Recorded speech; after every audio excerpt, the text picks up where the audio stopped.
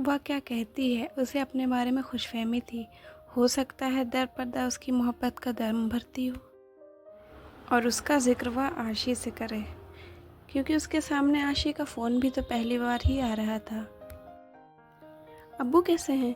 और अम्मी अम्मी ठीक तो है ना? तुम कैसी हो आशी? वह एक सांस में बोलती चली गई थी। आशी, मैं यहाँ घुट घुट कर मर जाऊंगी। तुम सबको बताओ मैं बेकसूर हूँ। तुम तो जानती हो मैं उसकी शक्ल तक देखना नहीं चाहती। अपने लिए लाइफ पार्टनर के तौर पे ऐसे किसी इंसान का तो मैं कभी सोच भी नहीं सकती थी। ये सरासर जुल्म है, करे कोई भरे कोई। अपने बारे में कहे गए इन अल्फाजों ने उसकी सारी खुशफहमियों को दूर कर दिया था। न जाने क्यों उसे दुख हुआ। शायद हम जिन्हें चाहते हैं उनकी मामूली सी नफरत भी बर्दाश्त नहीं कर सकते। और कहाँ वह सर से पांव तक नफरत में डूबी हुई लड़की जो कदम कदम पर उसकी तौहीन कर रही थी। नहीं, मेरा उससे कोई ताल्लुक़ नहीं है। महज कागज़ के पुर्ज़ों पर साइन कर देने से कोई ताल्लुक़ अटूट नहीं हो जाता। ताल्लुक़ तो रूह से जन्म लेते हैं। अगर मुझे इस घटिया शख्स से निजात नहीं मिली तो मैं मर जाऊंगी। अनवर को मर्द कहना मर्दानगी की तौहीन है। ऐसे औरतों वाले हुलियों वाले मर्द के साथ आखिर कौन औरत रहना चाहेगी? अनवर उसके आखिरी जुमले बर्दाश्त न कर सका। उसके अंदर जैसे ज्वालामुखी फटने लगा। उसके अंदर की मेली को तिल मिला उठी थी। उसने लुबना के हाथ से फ़ोन छीनकर ज़मीन पर फेंक दिया। लुबना इस अचानक हमले पर लड़खड़ाई। मेज़ न थामती तो गिर पड़ती। तुम आखिर खुद को समझती क्या हो? वह उसके दोनों हाथ पकड़े उसे झंझोड़ रहा था। मैं तुम्हें छोड़ूंगा नहीं। इस घर में जिंदा भी दफन कर दिया ना तो कोई पूछने की हिम्मत नहीं करेगा। आज मैं तुम्हें बता के रहूंगा कि तुमने किसको ललकारा है। अनवर ने एक हाथ से उसका मुंह दबाया और दूसरे हाथ से उसे खींचता हुआ अपने कमरे में ले आया। दीवार से लगी लुबना अपने हवासों में नहीं थी। वह बुरी तरह सटपटा गई। लुबना ने डर के मारे अपने हाथ अपनी आंखों पे रख लिए थे। उसकी आवाज़ गले में ही घुट गई। मौत करीब आती महसूस हो रही थी अब। नहीं, लुबना की घुटी घुटी सी आवाज़ निकली थी। उसने छूटने की कोशिश की। उसी कोशिश में उसका सर पूरी ताकत से दीवार से जा टकराया। आंखों के आगे तारे नाच गए। फिर धुंध की चादर सी तन गई। उसका सर अनवर के हाथों में झूल गया। सर के पिछले हिस्से से खून बहने लगा था। अनवर का सारा गुस्सा झाग की तरह बैठ गया। उसे बेड पर लिटाकर बैंडेज का सामान लेने भागा। वह बेहोश थी। अनवर के चेहरे पर अब खौफ था। अगर डैडी ने इसे इस हाल में देख लिया तो मेरी खैर नहीं है, वह परेशानी में बड़बड़ाया। उसकी पट्टी करके उसने अब उसे कमरे में पहुंचा दिया था। फिर खून से सनी बेड की चादर, तकिए का कवर बदलवाया। नौकरों ने यह सब देखा मगर वह अनवर की आदत से वाकिफ़ थे। फिर वो नौकर थे, कर भी क्या सकते थे। अनवर आने वाले हालातों के लिए ख़ुद को तैयार कर रहा था। नौकरों को ज़बान बंद करने का कहकर अब वह काशिफ़ की तरफ चला गया। वह देर रात वापस आया था। सारे घर की लाइट्स ऑन थीं। उसका दिल धड़कने लगा। सबसे पहले उसका सामना नजमा से हुआ था। जाने से पहले उसने नजमा को डॉक्टर लोधी को फ़ोन करवा दिया था, इसलिए ज़रा मुतमईन था। डैडी कहाँ हैं? नजमा दूध में चीनी मिलाते मिलाते रुक गई। बड़े साहब और बेगम साहिबा छोटी बीबी के कमरे में हैं। अभी अभी अस्पताल से उन्हें घर लाया गया है, नजमा ने उसे बताया था। अनवर लुबना के कमरे की तरफ बढ़ गया। उसे अपने दिमाग पर बोझ सा धरा महसूस हो रहा था। वह धीरे से अंदर दाखिल हुआ। सामने ही नाजी बैठी थी। कहाँ थे तुम? कभी तो घर में टिक जाया करो। नाजी ने गुस्से से कहा, जबकि उसे देखते ही लुबना की आंखों में नफरत नाचने लगी थी। आपको तो पता है मैं सॉफ्ट नेचर का मालिक हूँ। किसी को तकलीफ़ में देखकर मुझसे उसकी तकलीफ़ बर्दाश्त नहीं होती, और हो सकता है कुछ लोगों को मेरा इस घर में रहना पसंद ना हो। अरे इन्हें क्या हुआ? वह बोलते बोलते उसकी तरफ पलटा। उसकी अदाकारी गज़ब की थी, किसी को शक न हुआ था। अनवर ने आंखों ही आंखों में उसे वार्निंग दी।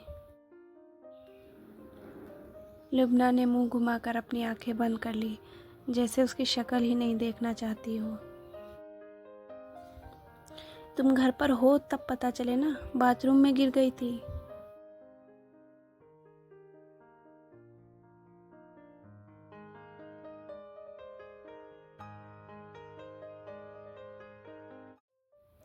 खैर, नजमन डॉक्टर को फ़ोन कर दिया था, मैं भी जल्दी आ गई, फिर ताहिर भी आ गए। जस्ट अभी अभी हॉस्पिटल से आ रहे हैं। अल्लाह का शुक्र है, ख़तरे की कोई बात नहीं है, नाजी ने उसे धीरे से बताया था। अब तबीयत कैसी है आपकी? अनवर बेड के पास कुर्सी खींचकर बैठ गया, पर वह आंखें बंद किए पड़ी रही थी। चोट से ज़्यादा डर गई है बेचारी, पता नहीं किस चीज़ के खौफ का असर है। लो बेटा, दूध पी लो। नाजी ने उसे दूध पिलाना चाहा तो वह मना करने लगी, मगर ज़िद करने पर आखिरकार पी ही लिया था। आप वीकनेस तो फील नहीं कर रही ना? अनवर ने अब नरमी से पूछा तो लुबना ने करवट बदल ली। संभाल कर देखभाल कर इंसान को कदम उठाना चाहिए, वरना बंदा यूं ही फिसलता है, उसने कहते हुए लुबना को और सुलगाया, मगर दूध में नींद की गोलियों का असर था, जो वह फौरन ही सो गई थी।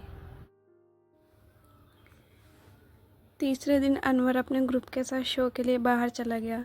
लुबना को शुरू शुरू में उसका गुस्सा देखकर नींद ही ना आती थी, उसका दिल धड़कता रहता। सर में लगने वाली चोट का तो उसे कोई मलाल नहीं था, आखिर इसी चोट ने तो उसे बचा ही लिया था।